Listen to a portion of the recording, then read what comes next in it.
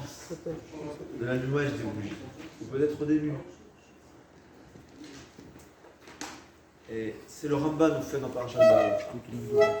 Vous savez que dans le temple, le Kohen allumait les bougies de Hanouka. Selon ce qu'on comprend dans le Ramban, Ahmadid sur Parashat Baalot, en réalité, les bougies de Hanouka, c'est les bougies du temple. C'est-à-dire, si on n'avait pas fauté dans la faute du veau d'or, chacun chez soi à la maison, il aurait eu la possibilité d'avoir un temple chez soi. On aurait eu chez soi un Kohen, c'était qui le Kohen? Le Bechor. On aurait eu un hôtel chez soi à la maison. On aurait eu l'obligation d'allumer les bougies, de sacrifier des korbanot, lechem apanim. Hachem, dans sa bonté, on a deux possibilités de revenir au Beth Amikdash, c'est le Shabbat. Shabbat, chaque soir de Shabbat, on a les bougies de la menorah du Beth Amikdash. On a les chalot, c'est le pain. La viande, c'est le korban. Le vin, les habits qu'on porte, c'est les habits de Kohen Gadol. C'est pour ça qu'il faut des habits de Shabbat. Ce sont les beaux habits, les habits de Shabbat. Et Hanouka, c'est la possibilité d'aligner les bougies du temple. C'est l'importance, il faut savoir. D'ailleurs, c'est ce que j'ai écrit dans une halachot, de rester devant les bougies une demi-heure. C'est le meilleur moment de prier, de demander à Kadosh Baruch Hu, surtout pour les enfants. C'est un des moments les plus chez Sha'arim Niftachim. Mieux encore, on a écrit là, on l'a vu, c'est une halakha, peut-être on ne peut pas répéter. Il y a une minhag, une coutume importante, de ne pas travailler, de ne pas faire de travail pendant la Zakat Merot. Pour les femmes, c'est un minhag qui est écrit, qu'il faut le faire. Je ne dis pas que c'est interdit, mais il faut le faire. Les hommes, il y a aussi qui le font. Quel melachot? Meikaradine, c'est seulement les melachot pénibles, on va dire, mais cuisiner, non. Moi, personnellement, je suis mahmir comme les personnes, comme les poskim qui disent que la coutume elle est, même pas cuisiner, rien. Premièrement, c'est un jour de repos après un jour de travail pour les femmes. Et deuxièmement, c'est le meilleur moment pour prier. C'est le meilleur moment de tefila. Le moment, on est en face des bougies, on prie à Kadosh Baruch Hu, on est mahmir de ne pas travailler, et le repos et la mitzvah, tout gagne. Savoir, les bougies de Hanouka, c'est les bougies du Ménorah. Si on avait l'occasion de dire à quelqu'un, tu peux aller allumer les bougies au Beth Amikdash, qui ne l'aurait pas fait? Eh bien, on a l'occasion de le faire pendant 8 jours par an. Et faire que les billets de Hanouka. Moi, ma femme, c'est le moment de filer. C'est une marloquette. C'est-à-dire, il y a qui disent, comme on m'a expliqué, que c'est seulement les travaux pénibles, difficiles. Cuisiner comme ça, c'est pas trop difficile. Ça aussi, même cuisiner, si c'est un peu trop de travail, c'est différent. Il y a qui permettent. Personnellement, je veux gagner 2 oiseaux d'une pierre, même 3 oiseaux, parce que je pense que c'est important pour qu'on se repose. Et en plus, on fait les mitzvot un peu mieux, c'est pourquoi on ne fait pas. La raison pour laquelle les femmes ont un minhag, parce que le nest a eu lieu grâce aux femmes. On va commencer dès le début. À quel moment allumer les bougies? Alors en réalité, il faut savoir, il y a 2 coutumes. À l'origine, on devait allumer les bougies dehors. Et dehors, il n'y avait pas d'électricité. Une demi-heure après la tombée de la nuit, c'était désert. Donc Chachamim, quand ils ont institué la Zakat Merot, c'était juste cette demi-heure et pas plus. Si quelqu'un y avait tardé un quart d'heure, il devait allumer un quart d'heure. Au-delà, il n'y a pas de mitzvah. Donc en réalité, il y avait une obligation de le faire à cette heure-ci. En Chutz La'aretz, puisque c'est Mipna Sakana, c'est devenu un danger dans le temps, et aujourd'hui, c'est pas un danger, mais quand même, on va se faire embêter. Donc Chachamim, ils ont changé la takana, et on n'allume pas pour le Pirsoumanès pour l'extérieur, on fait un Pirsoumanès pour la maison, pour les enfants, les personnes qui se trouvent à la maison, ou même pour soi-même s'il est tout seul. Donc ça a fait beaucoup de changements dans la halakha. C'est la raison pour laquelle, en Chutz La'aretz, en Eretz Israël, au début, à l'origine, il y avait une grande marloquette. Puisqu'en Eretz Israël, on peut allumer en dehors, est-ce que ça revient à la première takana, telle que Chachamim ont instituée? Ou bien non, puisque Chachamim ont annulé cette takana d'allumer à l'extérieur, bien qu'aujourd'hui, on a les conditions nécessaires pour pouvoir allumer à l'extérieur, la halakha ne va pas revenir en arrière, c'est une grande marloquette. Concrètement parlant, vous allez voir, la grande majorité des Sfaradim et des Ashkenazim, on revient à ce minhag d'allumer dehors. Beaucoup de Chassidim il reste comme en Chutz Laaretz, on allume à l'intérieur. C'est pour ça que vous allez voir là de la 4 Nirot des Rébeux. C'est pas à la sortie des étoiles, c'est à 8 heures. Et à l'intérieur, dans la synagogue, et on en fait quelque chose de grand, parce qu'il y a qui disent que là, c'est resté comme en Chutz Laaretz. Donc, nous, on parle en Chutz Laaretz. En Chutz Laaretz, c'est bien d'allumer le plus tôt possible. Comme toute mitzvah. Zrizim makdimim la mitzvah. Deuxièmement, une fois que j'arrive chez moi à la maison, je n'ai pas le droit de m'occuper de quelque chose d'autre parce que je risque d'oublier. Donc la première des choses que je vais faire, c'est allumer les bougies. Évidemment, si ma femme n'est pas là, alors même en Eretz Israël où l'obligation est d'allumer Tzedakah Kochavim, la coutume elle est comme Rav de Ephraim Zonenfeld qui disait Ner Ishu Beto, bien que théoriquement, si ma femme n'est pas là, je dois allumer à l'heure que Kochavim ont fixée. Théoriquement. Parce qu'elle est exemptée par la mitzvah. Les femmes aussi sont obligées. Mais elle est exemptée parce que j'allume. Mais le minhag, il est, comme il dit Rav Ephraim Zonenfeld, personne ne comprend exactement pourquoi, qu'on va quand même attendre sa femme et les enfants, et qui dit c'est Ramouz, c'est insinué dans un truc, dans le langage employé par nos Chachamim, mitzvah, Tranouka, Ner, Ish ou Beto. L'homme et sa maison. Donc on attend la maison, donc c'est sûr qu'en Chutz Laaretz, on n'a pas une obligation autant qu'en Chutz Laaretz d'allumer, c'est pour en Eretz Israël, c'est pour l'extérieur, donc c'est sûr qu'il faut faire comme à l'origine, à la tombée de la nuit. Mais en Chutz Laaretz, il n'y a pas réellement c'est pas obligatoire de faire le plus tôt possible. On peut, si on a une raison valable, on va dire comme ça. En Eretz Israël, il faut une grosse raison pour retarder l'heure de l'allumage, mais en Chutz Laaretz, même s'il y a une raison, on va dire, moins importante, en Eretz Israël, les gens, ils arrêtent leur travail, ils vont allumer. Ouais, l'Avrichim en Eretz. En Chutz Laaretz, on n'est pas obligé de le faire. Je ne sais pas comment ça se passe dans les colonies. Comment ça se passe dans les colonies maintenant? On allume à Tzedakah Kochavim? Ouais. D'accord. En tout cas, donc c'est le début. Maintenant, si on s'est attardé, alors là, le Mishnah Moura est dit très intéressant. En Eretz Israël, on allume tant qu'il y a des gens dehors. Parce que le Tosouanes, c'est pour dehors, que ce soit ceux qui allument dehors en bas, ou bien chez soi à la maison pour dehors. Par contre, si j'ai en face des gens qui habitent, c'est aussi valable. En Chutz Laaretz, puisqu'on allume pour Persouanes à la famille, donc, Meïkar Adin, c'est bien qu'il y ait une autre personne à part la personne qui allume. Au point où le Mishnah Moura dit que si tu arrives tard, donc si c'est le moment où il y a des gens dehors, c'est le moment où encore on peut allumer, il n'y a pas de problème. C'est les gens où les gens ils sont encore réveillés. Mais si j'arrive à minuit et tout le monde a l'habitude de dormir, le Mishnah Moura dit il vaut mieux réveiller quelqu'un pour que tu ne sois pas la seule personne. Il y a un Persouanes au moment où on allume. Mais Bedi Avad, c'est une maroquette, mais la coutume elle est d'allumer dans tous les cas jusqu'à l'autre chacha. Donc c'est pas le lever du jour, on peut encore allumer. Ce que je ne me souviens pas, s'il reste moins d'une demi-heure avant, je ne sais pas. Dans tous les cas, si je sais que je ne pourrai pas venir à l'heure, il vaut mieux demander à quelqu'un d'autre d'allumer. Ouais. Quelqu'un qui sait aller en voyage, il pourra y revenir à 2h du matin, il peut demander à sa femme d'allumer au moment. C'est que c'est possible. Mieux encore. Ouais, mais 2h du matin, il n'y a personne dans la rue. C'est des diavales. C'est une marloquette. On a dit, le minhag, il est d'allumer. Avec moi. Mais si ça ne dérange pas sa femme, il vaut mieux qu'elle allume.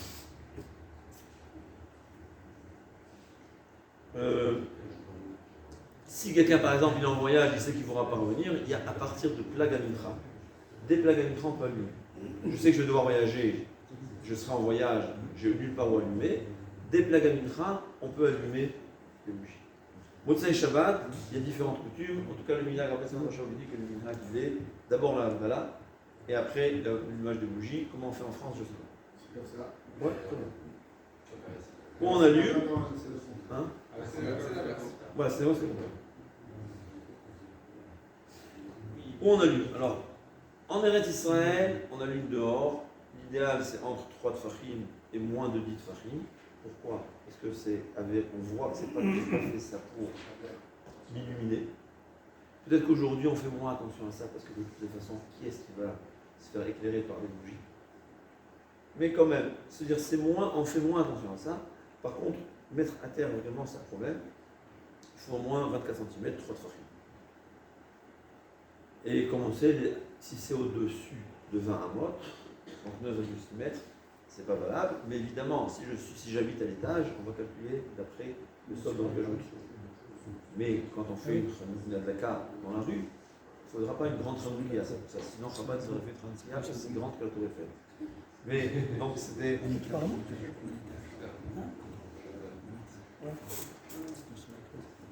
Quand on allume à l'intérieur,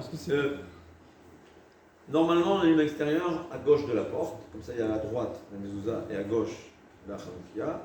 En Khoussaret, on allume à l'intérieur, j'ai vu les postes qui me disent on n'est pas obligé autant, on met al shulchano, la chambre il est al shulchano, sous sa table. Mais il y a qui le font quand même, c'est toujours mieux. Mais chacun, tout ça dans ça, on ne va pas trancher, on va dire, chacun de faire, j'ai toujours dit ça, il faut la faire de kef. Ouais, le kef, si c'est plus facile à la table, tu mets à la table, c'est plus facile à la porte, c'est à la porte, tu préfères à la porte, fais-le. C'est comme, personne ne peut dire c'est ça là. Ouais, il y a un marloquette, il y a des... Dans tous ces cas-là, fais la mitzvah. Avec le cœur. Si la halakha obligée, alors la halakha elle est plus forte que le cœur. Mais quand la halakha elle te laisse deux possibilités, c'est le cœur qui décide. Bon, on sait tous qu'il y a les brachot, chez Hassan Nissim, la hadikner chachakola. Donc la hadikner c'est pour le fait même d'allumer. Chez Hassan Nissim, c'est sur, on éloge Hachem, on loue Hachem pour le nes qu'il nous a fait.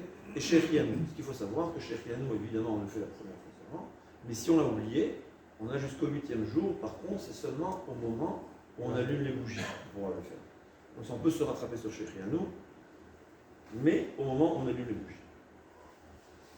Et là, il y a une halakha que c'est étonnant, parce que je pense que tous les Marocains, c'était pas comme ça. On allume la première bougie et on donne à l'enfant d'allumer les autres bougies. Hein? Alors, tous les postes qui me disent, c'est comme ça que mon père faisait, c'est comme ça que j'ai fait jusqu'à ce que j'étais devenu à. Et en réalité, j'ai pas vu quelqu'un qui dit autrement. Chaboura, il dit, celui qui commence doit terminer, parce qu'on a une règle générale de maîtrise de mitzvah en deux mots. Bon, tu commences à mitzvah, termine là.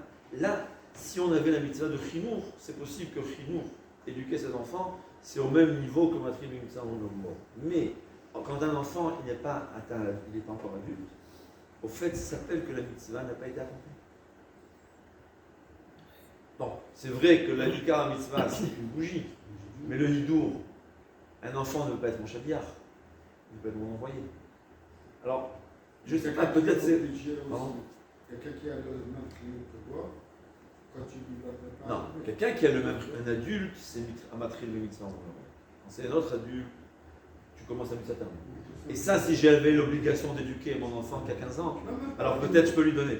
Mais éduquer un enfant qui a moins de 13 ans, c'est un problème, parce que ça s'appelle pas que j'ai allumé la mitzvah de hidour. On fait un hidour mitzvah. Qu'est-ce qu'on fait? On peut donner aux enfants, bien que même pour les Sfaradim, on peut donner aux enfants d'allumer leur propre mitzvah. Et Rabben Zion Shaoli dit, on peut même le laisser, c'est très intéressant. C'est-à-dire, un enfant qui est bar mitzvah n'aura pas le droit de faire la bracha s'il veut allumer une bougie, mais un enfant qui n'est pas bar mitzvah, dit Rabben Zion Shaul, on peut le laisser faire la bracha. Moi je dis, il vaut mieux pas, mais s'il ne comprend pas, tu peux le laisser faire la bracha. Je pense que c'est mieux de l'allumer dans un endroit séparé de là où on allume son lait. Et là, on a fait le meilleur des chinois. Ouais. C'est ce que Rabben Zion Shaul dit. Bon. Jusqu'à 13 ans.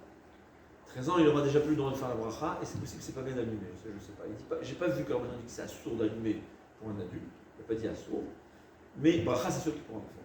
Par contre, un katan, il dit on peut le laisser faire la bracha, étant donné que selon les Ashkenazim, on allume, il y a Rabben Zion Shaul, il a une règle de tout ce qui est une marloquette, on peut donner on peut laisser faire un enfant. Et puisque selon certains poskim, les enfants allument, donc on peut le laisser allumer. Et s'il veut faire comme ça, s'il veut faire la bracha, tu peux le laisser. Les Ashkenazim, ils allument avec la bracha, les enfants. Chacun. Une halakha intéressante, il faut savoir. Alors, Chachamim ont institué une demi-heure, et c'est ça la halakha. Mais tous les poskim de notre génération disent, puisque aujourd'hui le pirsoumanes il est plus long qu'une demi-heure, dans le temps il faut comprendre. Passer la demi-heure, les gens, tout le monde dormait. Donc il n'y a aucun sens de laisser les bougies allumées. Mais les poskim, alors on ne peut pas dire que c'est obligatoire. Je ne dirais même pas que c'est une mitzvah. Moi je dis, si des Gdolé Israël, dans leur cœur, ils ont compris, c'est bien, je le fais. Voilà. C'est laisser les bougies allumées, plus qu'il en faut, c'est-à-dire le nécessaire, tant qu'il y a des gens réveillés. Tant qu'il y a des gens réveillés chez soi à la maison, ou tant qu'il y a des gens réveillés dehors, en Eretz Israël qu'on a lu pour le dehors, c'est pas obligatoire, c'est écrit nulle part. Beaucoup de Gdolé Israël le disent de le faire, pourquoi pas le faire? Par contre, ce qu'il faut savoir, on donne des bougies de moins d'une demi-heure, on n'a pas le droit de faire la chose. Je pense, celui que la seule chose qu'il a, c'est ça, peut-être qu'il pourra oui les admirer. C'est mieux que rien. Mais faire la beracha dessus, on ne peut pas. Et on ne peut pas ensuite rajouter, il faut qu'au moment où j'allume Hadlaka au Mitzvah, il faut qu'au moment où j'allume, il y a une quantité suffisamment d'huile qui dure pour une demi-heure. Par exemple, il va me manquer d'huile, je vais mettre un quart pour un quart d'heure, et ensuite je vais aller acheter pour rajouter, je n'ai pas combien de mitzvah. Il faudra d'abord mettre dans le verre suffisamment d'huile pour une demi-heure.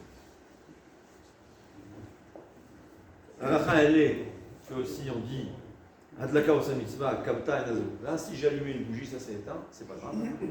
Mais quand même, il y a une coutume de rallumer, pourquoi pas. Surtout quand on voit qu'on dit qu'il y a un persoumanès, alors le faire. Par contre, Erev Shabbat, on allume avant, après le Plag Hamikra, donc quand il fait encore jour, là il y a une marquette, est-ce qu'il faut rallumer ou pas, si ça s'est éteint ou pas. Donc, Bechatrila, on va rallumer. Si la personne a déjà accepté Shabbat, il va dire à quelqu'un qui n'a pas accepté Shabbat, et sinon, c'est pas grave. Il y a beaucoup de poskim qui disent que ça est trop. Là aussi, quelle bougie utiliser? Alors, Mika a dit on allume ce qu'on veut, mais du Mishnah Berurah, c'est-à-dire il y a deux, il y a qui veut dire aussi en souvenir du Nes, on prend de l'huile, parce que c'est plus proche du Nes qu'il y avait, et si on peut aussi de l'huile d'olive. Et Rav Eliashiv, il avait, alors c'est pas pour nous, personnellement je ne le fais pas, il prenait encore même de l'huile comme l'huile qu'il y avait au Beth Amikdash. C'est quoi? C'était les premières presses, c'est-à-dire l'huile la plus, la meilleure première pression. Alors Rav Eliashiv il le faisait, et comme il ne voulait pas qu'on publie ça, parce que c'est pas une halakha, c'est pas une obligation. C'est le cœur d'un juif. Ouais. Ça ressemble surtout si ce que nos sages nous disent, c'est que la bougie qu'on allume, c'est comme les bougies du Beth Amikdash. Mais en tout cas, de l'huile d'olive, c'est oui écrit. C'est oui écrit qu'il faut de l'huile d'olive. C'est mieux. C'est mieux. Ah, il me dit, je ne comprends pas. On a fait la mitzvah ou on n'a pas fait la mitzvah? Je dis moi. Renault, c'est une voiture? Oui. Mercedes, c'est une voiture? Oui. Tesla, c'est une voiture? Oui. Alors, quelle est la différence? Commence pas. Dans les mitzvot, c'est la même chose. Dans les mitzvot, c'est la même chose. Tu choisis. C'est une voiture. Hein? Je parle avec le même nombre de chevaux. Voilà. Et ça, il faut savoir, on n'a pas le droit d'utiliser, que ça veut dire de se faire éclairer par les bougies. Même, on a dit même pour reconnaître deux pièces différentes. C'est-à-dire même quelconque, même pour une mitzvah, on n'a pas le droit d'utiliser. C'est la raison pour laquelle on fait le shamash. Mais le shamash, d'après la Kabbalah, il y a beaucoup de raisons. Ouais. Le shamash, c'est pas seulement, comme toutes les mitzvot, Chachamim nous donnaient une raison qu'on comprenait, mais il y a toujours des raisons qu'on ne comprend pas, qu'un Mekoubal pourrait comprendre, mais nous on ne comprend pas. C'est pour ça qu'on fait toujours en sorte, normalement, aujourd'hui, on n'aurait pas eu besoin de faire le shamash. Pourquoi? Parce qu'on a la lumière qui est encore plus forte que le shamash. Si la raison réelle du shamash, c'était juste pour qu'on ne vienne pas à utiliser les bougies de Hanouka, aujourd'hui on a une bougie, Hachem nous a donné des bougies qui sont beaucoup plus fortes que le shamash. Donc c'est une raison, à Kabbalah, d'allumer le shamash. Évidemment, s'il n'y a pas d'huile, il n'y a pas d'huile. Surtout que le shamash, on n'utilise pas pour allumer les lumières de Hanouka. Tu vois en plus de ça, le shamash. Les Ashkenazim, c'est différent. Les Ashkenazim, la bougie avec laquelle ils ont allumé les 8, enfin je dis 8, c'est la bougie qu'ils utilisent en tant que shamash, les Sfaradim ont eu d'allumer une bougie en plus en tant que shamash. Et là, il y a le plus compliqué, quelqu'un qui n'est pas chez soi à la maison. Alors il faut savoir, Atlakat des rentes a été fait si quelqu'un y a une maison. Si on n'a pas de maison, et quand je dis pas de maison, même pour un jour, il n'est pas tombé la mitzvah, il a raté la mitzvah. C'est la raison pour laquelle ils ont Chachamim, justement pour qu'on ne rate pas la mitzvah, ils ont institué que celui qui voit les bougies de Hanouka allumées par une autre personne, il pourra au moins accomplir la mitzvah de Pirsoumanes et il va faire la bracha de chez Asa, Yissim, la Avotenu, Bamim, Mahem, Bazeman. Comme ça, il a accompli cette mitzvah. Mais allumé, il ne pourra pas faire. Si quelqu'un il est en voyage dans l'avion, alors l'avion, il y a qui disent que c'est une maison, mais c'est pas une maison, et de toute façon, c'est impossible d'allumer. Et qui disent si tu prends un LED pour allumer dans l'avion. Mais en vérité, non, les Chachamim parlaient des bateaux. Quelqu'un qui est dans un bateau, sa maison pendant le voyage, c'était le bateau. Il devait allumer. Le train, et aujourd'hui c'est court, mais on va dire quelqu'un qui voyage longtemps dans un avion ou dans un train, est-ce que ça s'appelle une maison ou pas? Ça aussi c'est une discussion. On sait très bien que là où il y a de juifs, et quand c'est des allumer des Chachamim, c'est encore plus. Il y a beaucoup d'avis. Non, mais Malassé, on ne peut pas allumer quand c'est dans l'avion. Moi, j'ai connu quelqu'un, il avait voyagé dans le bateau, c'était un bateau d'Angleterre, il avait allumé, mais je crois pas qu'il pouvait faire la bracha. Ouais. Mais on ne veut pas rater cette mitzvah. Mais normalement, tu fais la bracha quand tu vois les nérotes. Est-ce qu'on fait sur les nérotes du Beth Knesset? Il faut savoir que les nérotes du Beth Knesset, ce n'est pas la mitzvah de la bracha. C'est un minhag, c'est une coutume. Et on fait une bracha sur une coutume. Quand une coutume, minhag, c'est le cœur juif. Le cœur juif, il veut faire au-delà de l'obligation. D'après Rabbi Yashiv, le seul endroit où on peut faire, c'est le Beth Knesset. Mais si on veut allumer dans un autre endroit, dans une salle à manger, ou bien ce qu'on fait, ce que les travailleurs font, peut-être qu'il y a des possibilités qui ne sont pas d'accord. Mais Rabbi Yashiv dit qu'on ne fait pas la bracha, parce que ça n'a pas été institué, il faut une maison. C'est-à-dire ish ou beto. S'il n'y a pas de maison, il n'y a pas. La synagogue, ce n'est pas une maison, on n'habite pas dedans. C'est Minhag Israël Torah, c'est la coutume, c'est fait la bracha. Minhag Israël Torah, c'est bracha mishum minhag. On fait un bracha sur minhag, c'est comme nous on fait un bracha sur le Hallel, le Rosh Chodesh, c'est bracha la minhag. C'est comme Yom Tov Sheni, on fera la minhag. Mais donc quelqu'un qui n'a pas de maison, et l'inverse, si sa femme habite à la maison, et encore c'est quelqu'un à la maison, elle va allumer pour lui, il va être exempté. Par contre, s'il a loué une chambre d'hôtel, alors la chambre d'hôtel, c'est comme sa maison pour aujourd'hui. Donc il devient obligé, ça veut dire sa femme, elle va faire la mitzvah, mais lui aussi, il a l'obligation. Parce qu'il y a deux maisons. C'est comme s'il y a deux maisons, donc il faut dans les deux maisons allumer. Sa femme, elle habite là où il habite, et lui, il habite dans l'hôtel. L'hôtel, c'est une maison qu'il a louée, c'est pour lui. Ça veut dire une chambre d'hôpital, c'est pas ma chambre, c'est pas ma maison. Quelqu'un qui reste chez à l'hôpital, il y a une femme qui a accouché. Ouais, bon, on recherche à l'hôpital, eh bien, c'est pas sa maison, la chambre, c'est pas sa maison. Peut-être que dans les hôpitaux où tu as une chambre privée, il faudra demander voir dans le détail. C'est possible qu'elle devra faire. Parce que si on doit aller. Là, on peut aller. Mais en général, les hôpitaux tels qu'il y a en Eretz Israël, je ne sais pas comment c'est en France, il n'y a pas. Maison de retraite, c'est ta maison. Une chambre dans la Torah. Pour moi, vous savez, dans la Torah, une maison, c'est une chambre. Une chambre, c'est ta maison. Donc, si quelqu'un il a loué une chambre d'hôtel de la femme. Maintenant, très intéressant, et j'ai pensé à cette halakha, ils interdisent. C'est interdit, par mesure de danger. Est-ce que j'ai le droit d'allumer d'après la halakha? J'ai pensé que c'était une halakha. J'ai demandé à mon rave, il a confirmé. C'est Meshane Midat Malabaït. Si je te prête une maison et je te fais une condition, celui qui utilise autre des conditions que j'ai fait avec lui, ça s'appelle Meshane, il change de l'intention que j'ai prêtée, c'est comme du vol. C'est volé. Même si la condition va contre la Torah. Ouais, c'est Gezen. Je suis pas d'accord. De toute façon.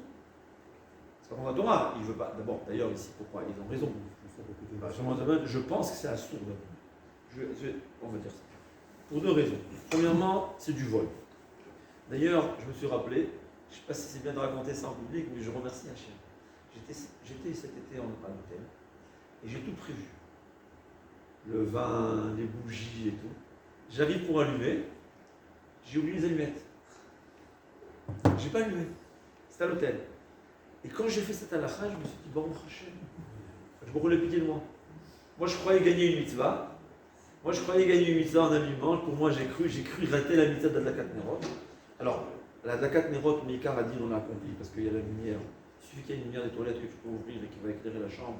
Tu accomplis le Shalom Bayit, tu as accompli le Shabbat. Donc, la mitzvah, je l'ai accompli. Mais l'allumage des bougies, comme Hachem m'a aidé, je n'ai pas transgressé là-dessus. Sinon, c'est du vol. Ça s'ouvre. C'est mitzvah bara be'avera. Mitzvah bara be'avera, c'est pire qu'une avera. Pourquoi?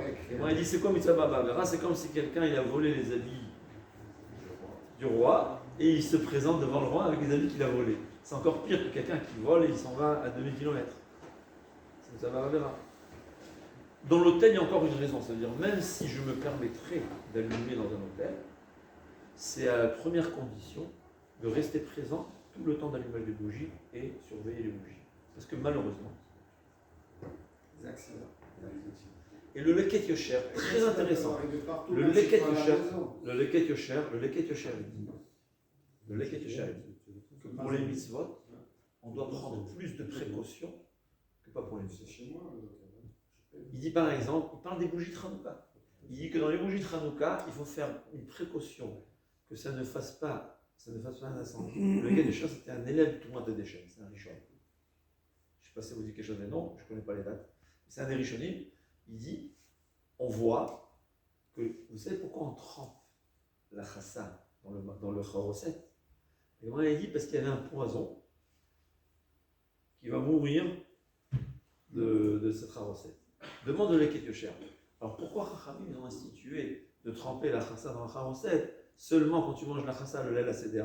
Même quand je mange Shabbat de la chassa, il faudrait tremper, parce que c'est un danger. Il dit non, c'est un danger extrêmement rare. Donc on n'est pas obligé d'en prendre des précautions. Mais quand tu fais une mitzvah, fais encore plus attention que le reste, qu'il n'y ait pas de danger. C'est la raison pour laquelle il dit que pour les bougies de Hanouka, il faut faire encore plus attention, qu'il n'y ait pas un danger. Donc c'est aussi les bougies de Shabbat. Donc à mon avis, allumer des bougies de Shabbat à l'intérieur d'un hôtel, c'est assourd parce que c'est du vol, et c'est assourd parce que la raison pour laquelle il est interdit, c'est parce que c'est un danger. c'est un danger partout, même chez toi à la maison. Dans la maison, tu peux prendre toutes les précautions. Et ben là, je prends les Dans l'hôtel, c'est un peu compliqué à expliquer dans les Chotpikor Nefesh.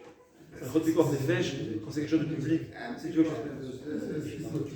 En tout cas, Derech Hagav, je l'ai découvert, c'est une Gemara. J'ai découvert, c'est une Gemara. Vous savez qu'on n'a pas le droit d'allumer les bougies de Shabbat dans une souka. Dans une souka qui n'est pas trop grande. Une souka qui est petite. On n'a pas le droit d'allumer les bougies dedans. Pourquoi? C'est un danger. Dit la Gemara, et si je veux utiliser la souka le 8e jour de Sukkot, et il n'y a pas de Tosif. On n'a pas le droit d'habiter dans une souka en dehors de Sukkot.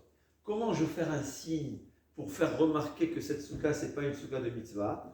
Dit la Gemara, je mets les bougies à l'intérieur. Mais attends, mais tu as dit que c'est un danger.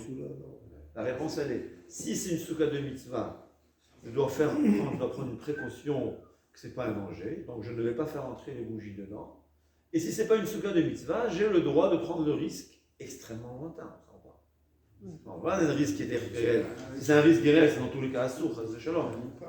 Dit le leket yosher, on voit d'ici qu'il faut craindre le danger quand on accomplit une mitzvah, beaucoup plus que quand tu n'accomplis pas une mitzvah, au point où même quelque chose qui est très loin. Ça, c'est un chidouche que j'ai eu en étudiant ça pour terminer à faire réfléchir. Par contre, il faut savoir une chose, la Gemara dit Arsanaï, c'est quoi Arsanaï? Si je suis avec ma femme, hébergé chez quelqu'un, dans le temps où on était hébergé, c'était Airbnb que tu payais avec l'autre. Alors lui, il va allumer et il va m'exempter à moi aussi. Mais j'ai besoin de faire, il faut que les bougies m'appartiennent. Qu'est-ce que ça veut dire les bougies? Pas dans la totalité. Il faut que le propriétaire me donne une partie des bougies. Ou une partie de l'huile. Pour donner dans la Torah, ça ne suffit pas de dire je te donne. Il faut faire un kinyan. Le kinyan, il peut avoir de deux possibilités. Le plus facile, c'est de lui donner une prouta. C'est quoi une prouta? Il faut faire attention, pas un centime. 2 centimes, parce qu'une prouta, ça vaut un peu plus d'un centime. Donc il faut donner 2 centimes. Ou bien, il te donne les bougies elles-mêmes, l'huile elle-même. Tu lèves l'huile, donc quand j'ai levé, ça devient à moi, une partie de l'huile, une goutte. Et là, j'accomplis la mitzvah. Si je suis hébergé chez mon ami gratuitement, pour les Ashkenazim, on est obligé aussi de le faire avec de l'argent. Pour les Sfaradim, on n'a pas besoin, mais c'est mieux quand même. C'est quand même mieux. C'est le chidouche que j'ai vu de Rabbi Tzadok, que si chez mon ami, il a une maison d'invité, et il va dans cette chambre, c'est ma chambre. Ma chambre pour 8 jours, et lui, il ne mettra pas les pieds avant de toquer à la porte. C'est devenu, c'est comme si j'ai une maison, pendant Hanouka, je vais devoir allumer ma propre bougie dans la chambre qu'il m'a donnée. C'est-à-dire, si je suis invité chez mes parents et on est dans la chambre et eux ils rentrent, chacun il rentre quand il veut, j'ai pas de chambre à moi. Mais s'il m'a laissé à moi, c'est ta chambre à toi, je rentre pas sans te demander la permission, j'ai une obligation d'allumer les bougies moi-même. Et là, je pense que ça ne va pas suffire de s'associer au Baal Habayit, il faudra que chacun il allume ses propres bougies. Il dit on peut même faire la bracha, mais il vaut mieux écouter la bracha du Baal. Adkan, Ah, ça, c'est bon.